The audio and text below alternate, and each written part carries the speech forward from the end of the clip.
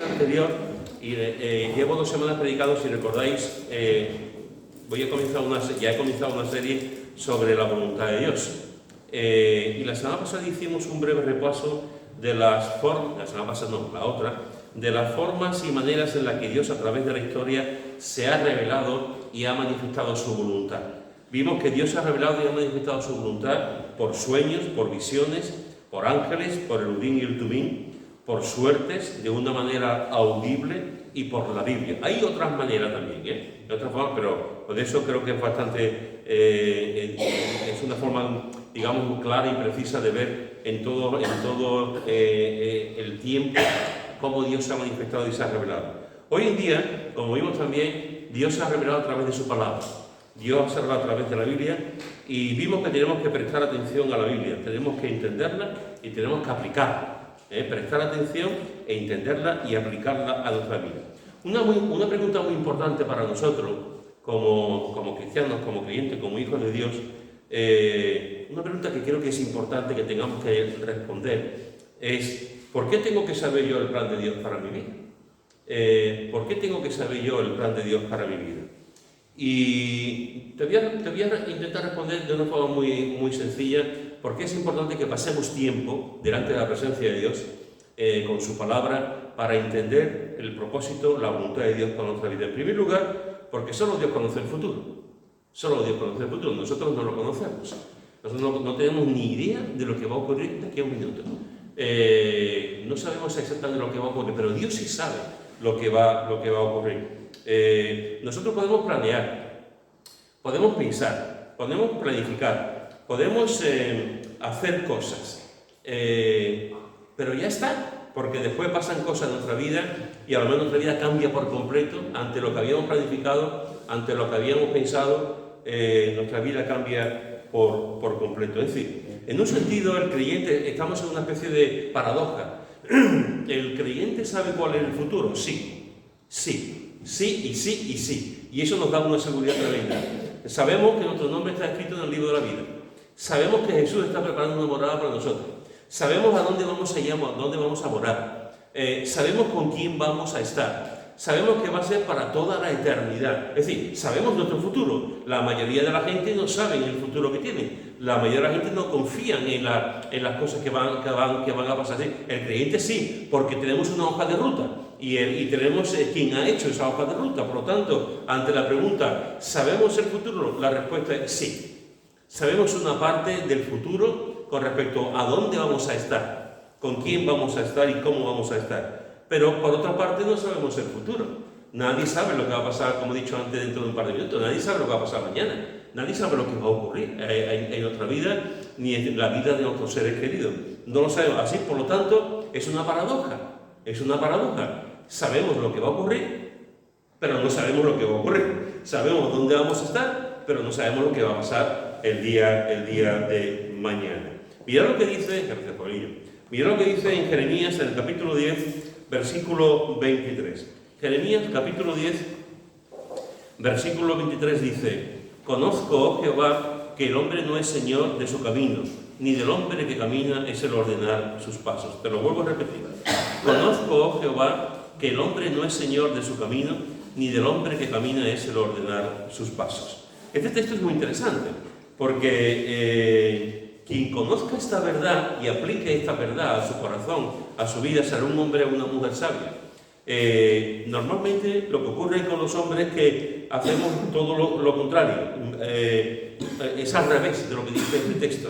Normalmente creemos que lo conocemos todo, creemos que lo sabemos todo, creemos que lo podemos encauzar en todo momento, y creemos el camino que llevamos es el camino correcto. Sin embargo, aquí dice: Conozco, Jehová, que el hombre no es señor de su camino. Nosotros nos creemos los dueños del camino. Nosotros nos creemos los dueños de todo. Nos creemos que por nuestra iniciativa, por nuestro talento, por nuestra capacidad, por nuestra sabiduría, podemos ir por el camino. Sin embargo, dice: el hombre no es señor de su camino, ni del hombre que camina es el ordenar sus pasos. Sabio y bienaventurado será la persona que sepa esto. Porque a veces confiamos demasiado en nuestras iniciativas. A veces confiamos demasiado en nuestros planes. A veces confiamos demasiado y pensamos que vamos por el camino adecuado, cuando en realidad no vamos por el camino con el camino adecuado. Solamente Dios sabe el camino. Solamente Dios sabe el camino por el que tenemos que andar. Solamente Él. Solo Dios conocía el camino de José. José no sabía el camino, pero el Señor sí sabía el camino y sabía desde el principio hasta el final lo que iba a pasar en la vida de José. Solo Dios conocía el camino de Pablo. Pablo no, pero el Señor conocía desde el principio hasta el final lo que iba a ocurrir, lo que iba a acontecer en la vida de Pablo. Solo Dios conocía el camino de María. María no, pero desde el principio hasta el final Dios sabía el por qué estaba María, el plan de Dios para María, y Dios sabía lo que iba a ocurrir en la vida de María. Solo Dios conocía el camino de Juan el Bautista. Juan el Bautista no sabía cuál era el plan de Dios para su vida, pero Dios sí, desde el principio, desde el nacimiento, antes del nacimiento, hasta el momento final, Dios tenía ese plan y sabía el camino por el que Juan el Bautista iba a vivir. Por lo tanto, lo que el hombre piensa que es el Señor de su camino, el hombre piensa que sabe por dónde tiene que caminar, y dice la Biblia, no, el hombre no es Señor de su camino, no. El hombre que camina es Dios quien ordena realmente el camino de todos nosotros,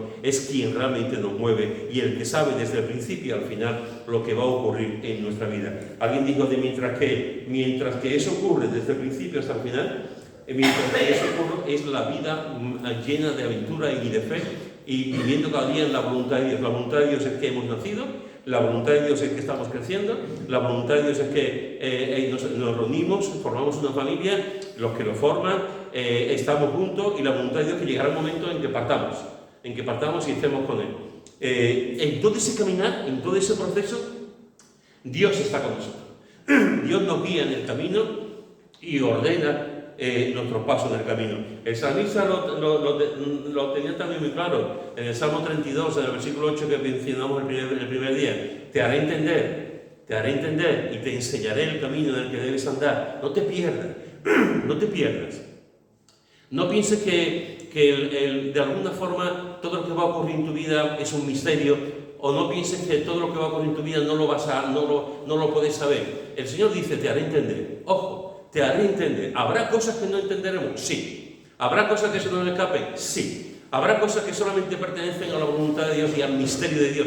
Sí. ¿Habrá cosas que van más allá de nuestra razón, de nuestro entendimiento? Sí. Pero el Señor dice, te haré entender. Te haré entender. Te haré entender por qué ha ocurrido esto.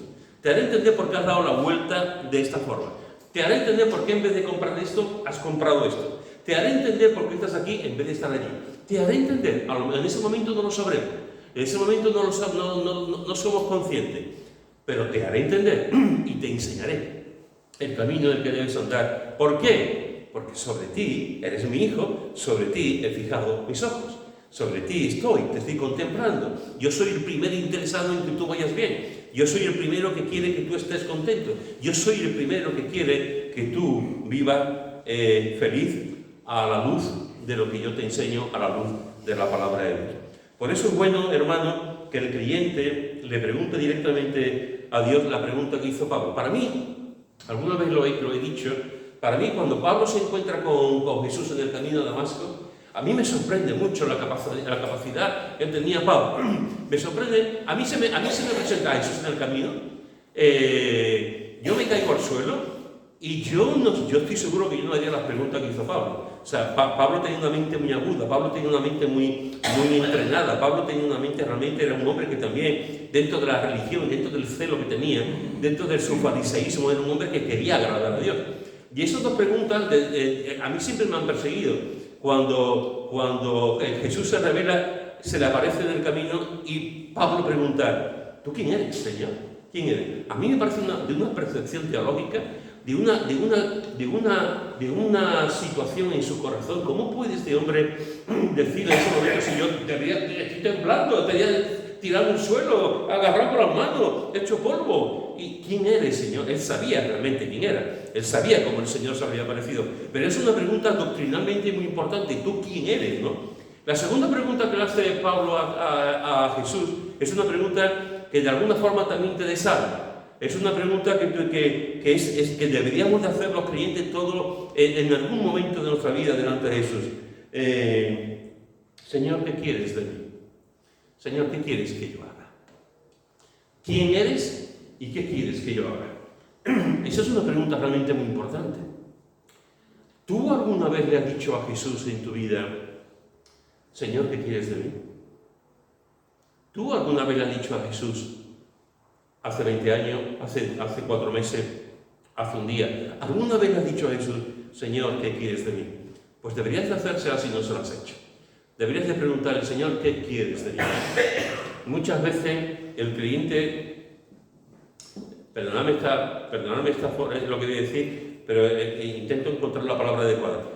A veces el creyente pierde el tiempo tontamente en su vida porque nunca le ha preguntado a Jesús, ¿qué quieres de mí?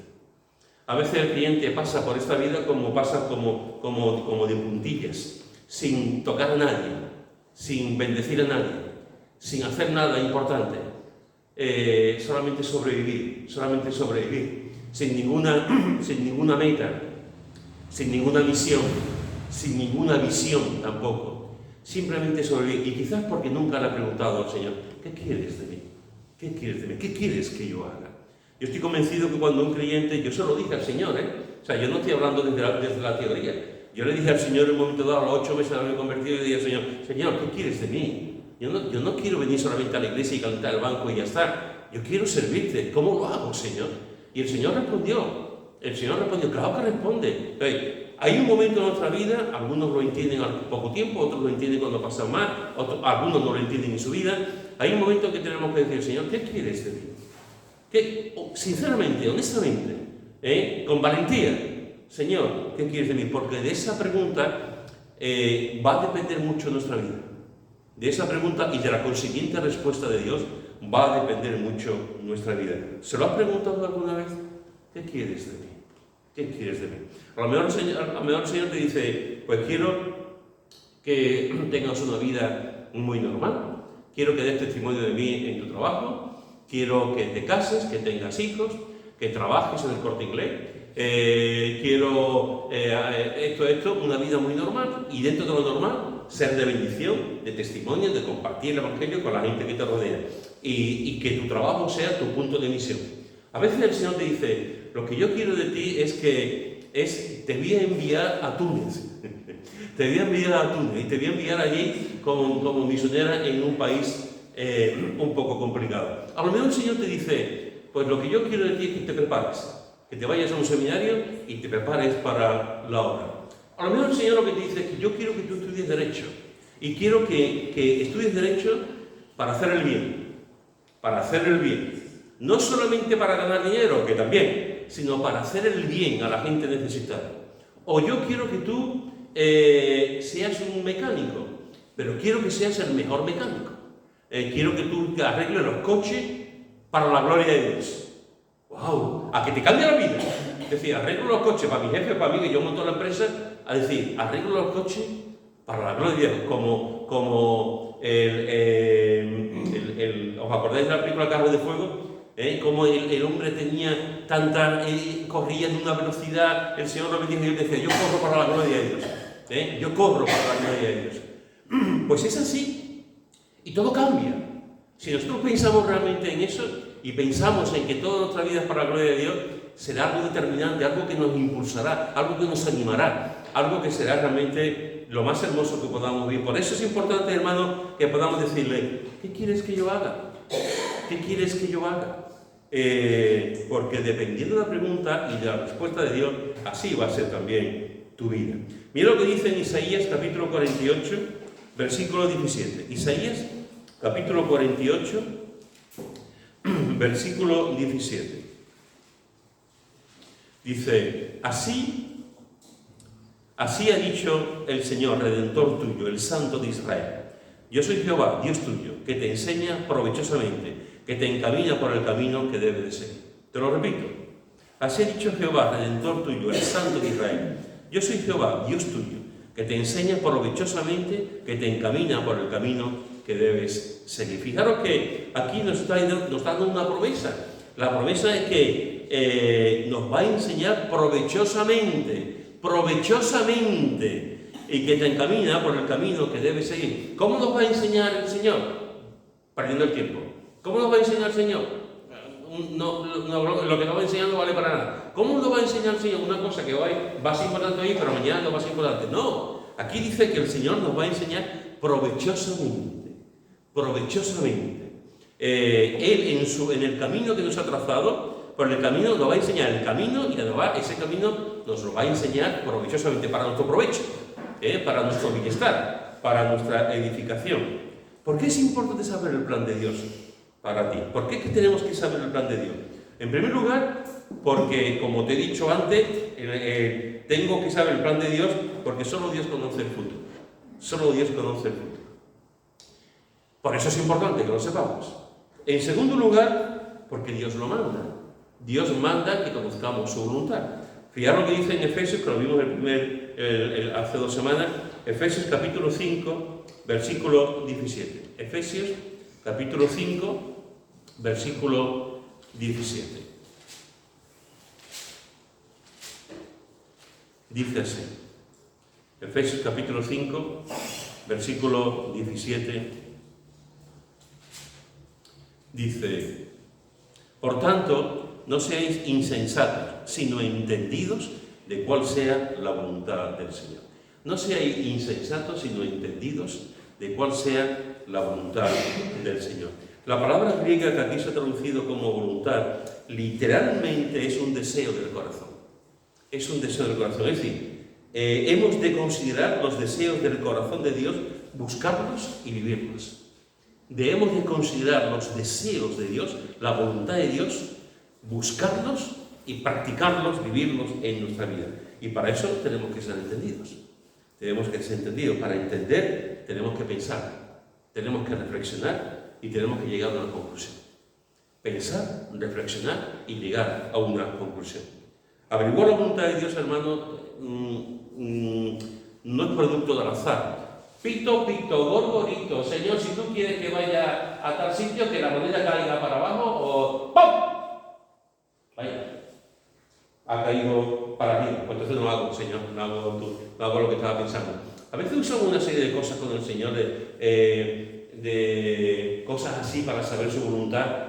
Y hubo una vez una mujer que quería viajar a Israel y no sabía muy bien cómo hacerlo.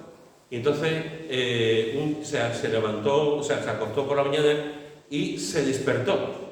Y se despertó, vio, sin que poner el despertador, vio el despertador y ponía las 7:47. Y entonces esta mujer dijo: ah, Señor, mira, gracias porque me has hablado.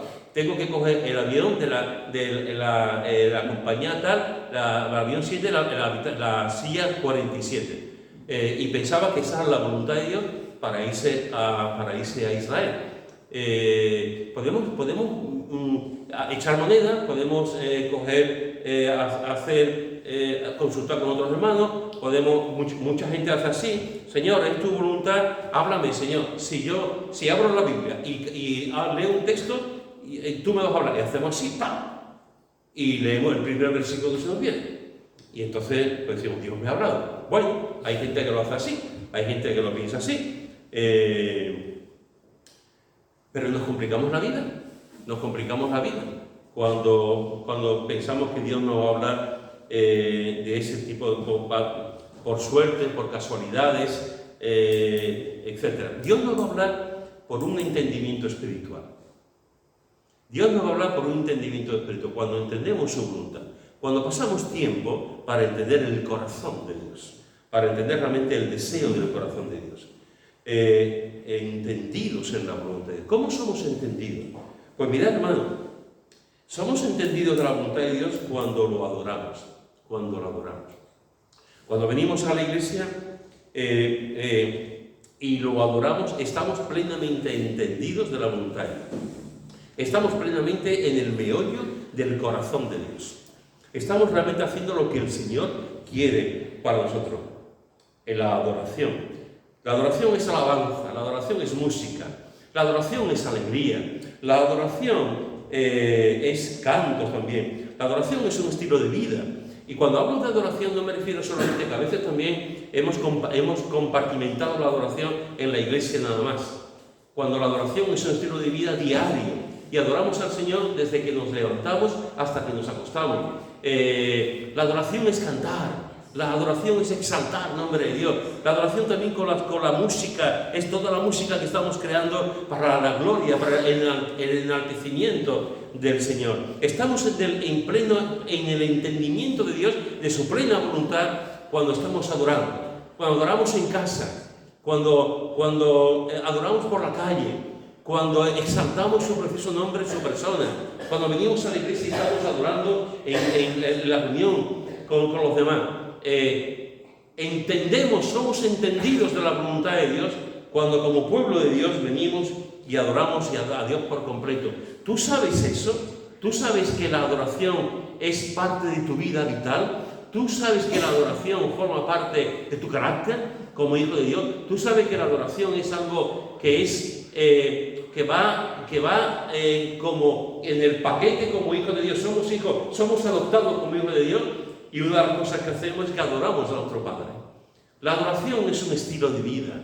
La adoración es adorar al Señor en las cosas que hacemos, cómo lo hacemos, y saber de su presencia, de su carácter, de su soberanía, de sus atributos, de su ser, de sus decretos, de sus planes, etcétera, etcétera, etcétera. El creyente entendido va a ser un creyente que va a adorar al Señor. Y no se va a dejar guiar solamente por los sentimientos. Hoy estoy súper contento y hoy te adoro. El creyente va a adorar al Señor continuamente, en los tiempos buenos y en los tiempos malos. Adorar al Señor. No estoy diciendo con esto, hermano, que en los tiempos malos nos pongamos ahora a danzar, a decir, Señor, te adoro, y mi corazón está hecho polvo. No estoy diciendo eso. Lo que estoy diciendo es que en todo momento, en cualquier momento de nuestra vida, el creyente sabe que una parte fundamental de su vivencia espiritual es la adoración. La adoración. Y déjame decirte algo. La adoración no solamente es cantar, La adoración no solamente es tocar ciertos instrumentos musicales. La adoración, todo lo que estamos haciendo hoy, absolutamente todo, es adoración. Todo es adoración. Desde que Conchi nos ha puesto en el tiempo de oración, desde que hemos entrado, desde que se ha leído la palabra, desde lo que se ha cantado, lo que se ha manifestado, la ofrenda es adoración. La Santa Cena, cuando lo hacemos, es adoración. Todo lo que hacemos en la iglesia es adoración. Y a veces pensamos que la adoración solamente es la primera media hora, cuando cantamos, cuando adoramos al Señor y ya está. La adoración es todo lo que hacemos es adoración. Y eso realmente forma parte de nuestro bagaje espiritual, forma parte de nuestra vida. El poder venir, poder adorar, y en la casa también, poder adorar. Hay clientes que van con su coche, con su furgoneta, alabando al Señor. Hay clientes que están corriendo y están alabando al Señor. Hay clientes que están trabajando y están alabando al Señor. Siempre que se pueda, claro. Si tú eres cirujano y estás operando a una persona y te pones, Señor, qué bueno eres, a lo mejor te cargas al paciente. Ojo, hay que tener también cuidado, Hay que tener cuidado, no vayamos pasando un poco. Pero la adoración es todo lo que hacemos en la vida y es nuestro estilo de vida. Somos entendidos de su voluntad cuando lo adoramos. Somos entendidos de su voluntad cuando amamos a los demás creyentes. Cuando amamos a los demás creyentes. Jesús dijo, y lo dijo en más de una ocasión, Jesús dijo, amaos los unos a vosotros. Amaos los unos a vosotros. Amaos los unos a vosotros. No dijo, pegaros los unos a los otros. No dijo, hay alguna versión que a lo mejor pone, pero no. Daros trompazos los unos a los otros. No dijo, enemistaros los unos a los otros. No. Jesús dijo, amados los unos a los otros. Y apostilló, como yo os he amado. Como yo os he amado. Amados los unos a los otros. Me encanta, porque en la iglesia primitiva, una de las cosas que tenía la iglesia primitiva es que cuando se juntaban los creyentes, que se juntaban el primer día de la semana por la mañana, todavía no era día de fiesta, era un día laborable, se juntaban los creyentes para adorar al Señor y después se iban al trabajo. Y la gente decía de los cristianos, mirad cómo se aman, mirad cómo se aman, mirad cómo se aman. Los cristianos estaban ahí ayudando a los niños, los cristianos ayudaban a los enfermos, los cristianos visitaban las casas, los cristianos ayudaban a los huérfanos, a las viudas. Los cristianos estaban siempre en primera línea para ayudar a los demás. Y se juntaban entre ellos y adoraban al Señor y cantaban al Señor. Y se amaban, y la gente decía, mirad cómo se aman. A veces escuchas decir, ¿Cómo es que hubo un progreso tan importante en el cristianismo? ¿Cómo es que de una predicación de Pedro que se convirtieron como 3.000 personas, en el espacio de unos pocos años, el Evangelio llegó hasta lo último de la tierra? El Evangelio llegó hasta... Pablo quería venir a España a predicar el Evangelio. ¿Cómo es posible que se produjera esa multiplicación y esa extensión del Evangelio? ¿Cómo es posible el impacto que tuvo el cristianismo en la sociedad romana, en la sociedad judía? ¿Cómo es posible que llegó hasta sitios, hasta lugares insospechados, como Irlanda en aquel tiempo? ¿Cómo es posible que se predicara que llegara? Mirad cómo se aman, mirad cómo se aman. Cuando había epidemia, los cristianos se quedaban para ayudar a los enfermos y enterrar a los muertos.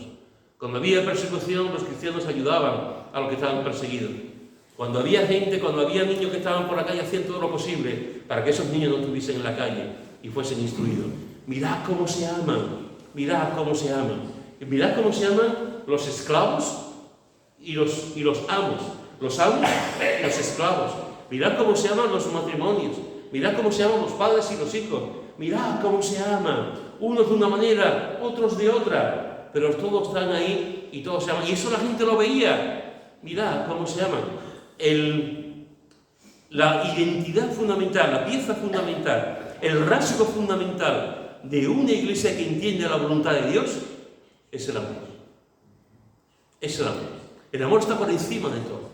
El amor está por encima de la música, por encima de nuestros pensamientos, por encima de... El amor está por encima de todo. Mirad cómo se ama. Jesús lo enseñó, Jesús lo vivió, Jesús lo hizo. Cuando somos entendidos de la voluntad de Dios, amamos a los demás, hermanos. Amamos a los demás.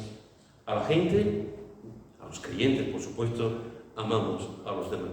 Cuando somos entendidos de la voluntad de Dios, servimos a los demás con nuestros dones.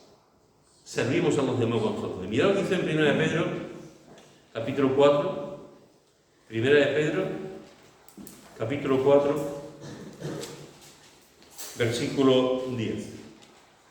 1 de Pedro, capítulo 4, versículo 10.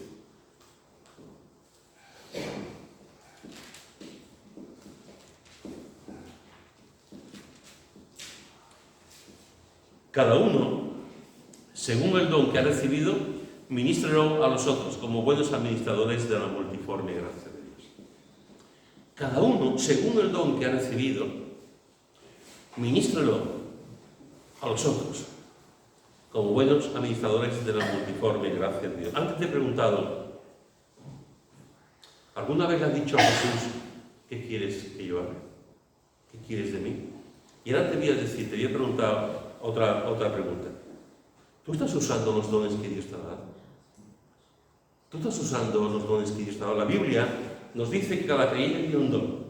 Cada creyente tiene como mínimo un don. Eso es algo que Dios otorga.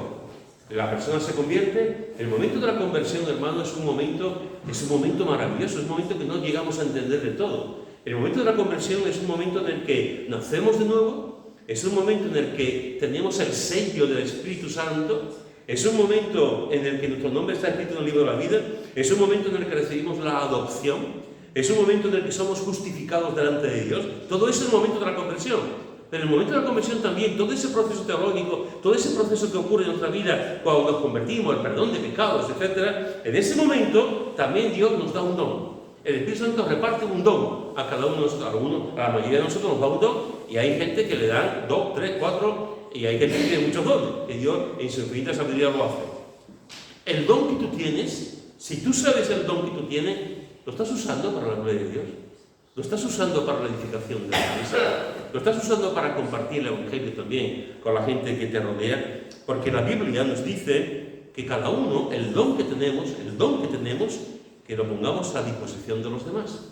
No como aquel hombre que vino el dueño y le dio un talento y dice, toma un talento, multiplícalo. Y a otro le dio 2 talentos, y al otro le dio 5 talentos.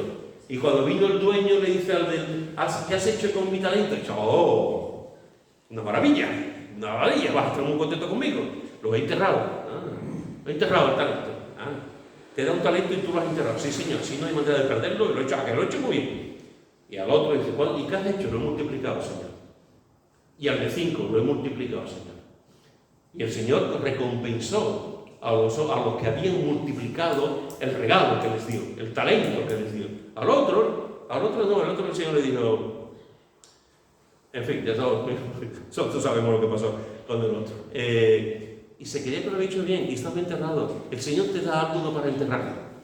El Señor te da algo para que lo multipliques. Tú tienes el don de la misericordia. Emplea la misericordia. Emplea la misericordia. Ten misericordia. Tú tienes el don del servicio. Sirve a tu iglesia, sirve al Señor, sirve a la gente. Sirve con toda tu alma, porque tienes ese don. Tú tienes el don de la exhortación. Exhorta con amor a la iglesia.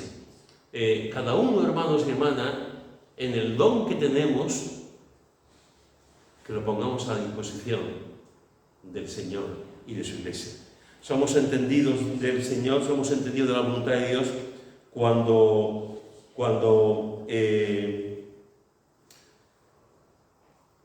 adoramos, somos entendidos de la voluntad de Dios cuando amamos, somos entendidos de la voluntad de Dios cuando servimos a los demás con nuestros dones.